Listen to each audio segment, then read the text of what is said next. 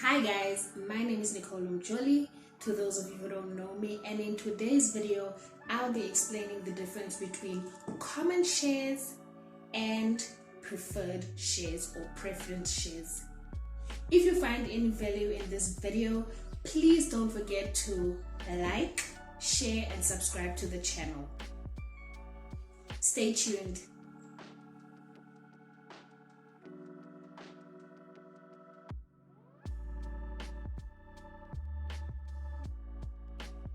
So by now, most of us most probably know that a share is a percentage of ownership within a company or financial asset.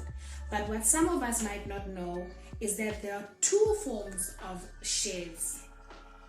One is called common stocks and another is called preferred or preference stocks. So when people talk about shares nowadays, they're most probably referring to your common shares, which is what all companies have, right? But what some people don't know is that some companies, not all, some companies do offer preference stocks. What are the differences between preference shares and common shares? Difference number one is that not all companies give us access to preference shares. Most companies only have common shares, right?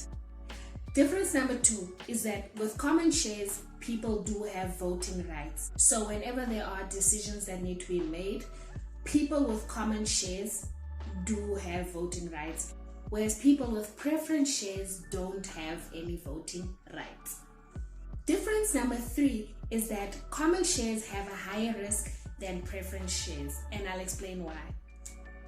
Let's say a company is about to close down. The first thing that will happen is that the debts will be covered, and then after debts are covered, they will look at people with preference shares first. So the preference shares people will get their money first, and then only the common share people will get the first. So that's why there is a higher risk. Also, when it comes to dividend payments, the people who have preference shares get their payment before the people with common shares. So if there are no dividends available, or if the dividends are low, the people with preference shares will be paid first. That's why it's called a preference share. They prefer paying them first before they pay common shareholders. But on the other hand, if a company has made a lot of money, the people with preference shares will always get a fixed dividend, whereas when you have common shares, you might get a lot more dividends. Let's say a company made 100,000 Rand in profits. You might find that money is only enough to pay the preference shareholders dividends, right? But if a company made 400,000 Rand in profits, the 100,000 Rand is still going to the preference shareholders, whereas the common shareholders will get to divide the 300,000 Rand or 500,000 Rand or 600,000 Rand, and the preference shareholders will always only get 100,000 Rand.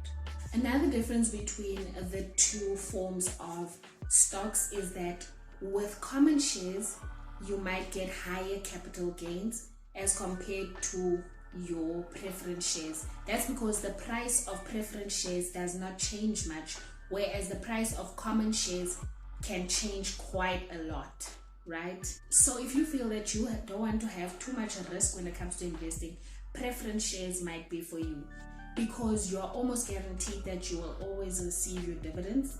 You are preferred in most instances, right?